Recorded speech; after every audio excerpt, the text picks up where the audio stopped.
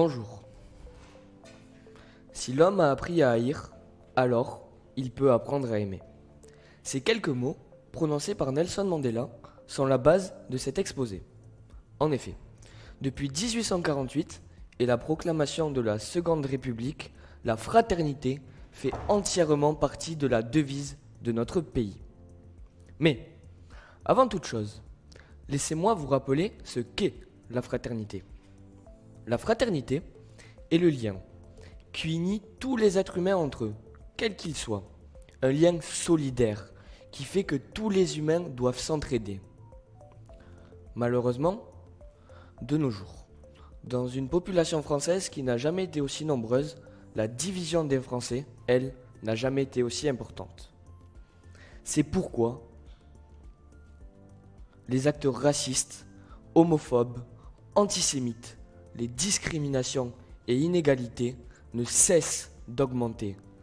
C'est pourquoi j'en viens à me poser et à vous poser, chers mesdames et messieurs du jury et chers spectateurs, la question suivante. La fraternité est-elle une valeur oubliée ? Tout d'abord, j'expliquerai en quoi la fraternité est en danger. Puis, pourquoi elle n'est heureusement pas tout à fait oubliée. La fraternité est en danger. Certes, je dirais même qu'elle ne l'a jamais été autant depuis le début du XXIe siècle. Les discriminations de toutes formes, comme le racisme dans le sport, ou l'antisémitisme envers des commerces gérés par des juifs par exemple, et même les inégalités entre les femmes et les hommes dans le secteur du travail, marquent une réelle blessure dans l'unité de la nation. La fraternité est également menacée par les incivilités, de plus en plus fréquentes. Bien qu'elles ne soient pas toujours perçues comme graves, il est de notre devoir à tous de lutter contre elles. Car en effet, elles sont un signe d'individualisme et d'égoïsme et restreignent la fraternité. Elles peuvent commencer par un simple excès de vitesse, mais peuvent très rapidement déraper jusqu'au refus d'obtempérer et aboutir à des drames.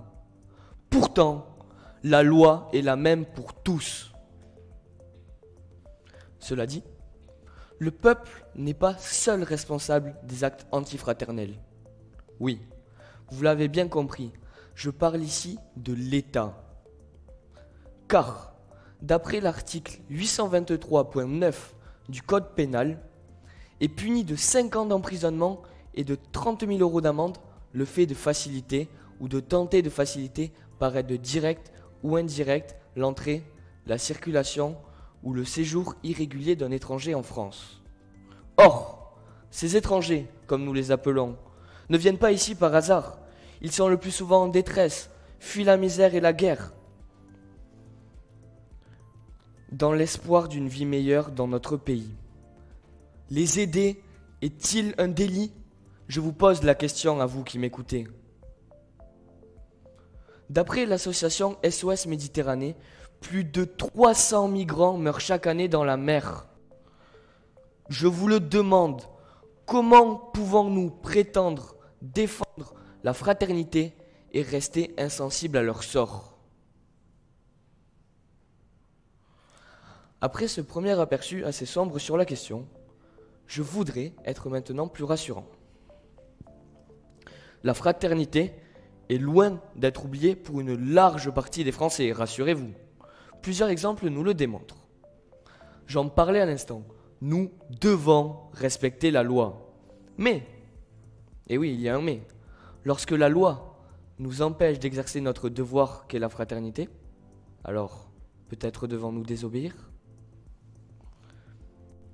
C'est ce qu'a fait, en tout cas, Cédric Héroux, un agriculteur lyonnais qui a aidé plus de 200 migrants à passer la frontière italienne malgré les risques. Cet acte est l'expression même de la fraternité. Une autre forme de fraternité est la fraternité religieuse. Quand certains veulent que leurs adeptes s'entretuent, un curé, un rabbin et un imam prônaient au contraire le vivre ensemble dans les rues de Bordeaux lors d'une marche pour la paix. Cet acte est le symbole même de la coexistence entre plusieurs religions dans un même pays. Le développement de la fraternité passe aussi par le bénévolat. Les Français sont d'ailleurs plutôt actifs à ce sujet, car d'après les statistiques du groupe Statista, plus de 16 millions de Français sont bénévoles dans des associations. On ne peut pas penser que la fraternité est morte quand on voit des associations comme Emmaüs, la Croix-Rouge, les Restos du Cœur, qui luttent pour les plus pauvres en les habillant, en les nourrissant et en les soignant. Heureusement, l'État participe également à la fraternité, avec la sécurité sociale, par exemple, qui protège l'ensemble des personnes résidant sur le territoire. La fraternité se manifeste encore au travers des aides sociales, comme la CAF, la Caisse d'allocation familiale, le RSA, Revenu de solidarité active, ou encore la Caisse de retraite.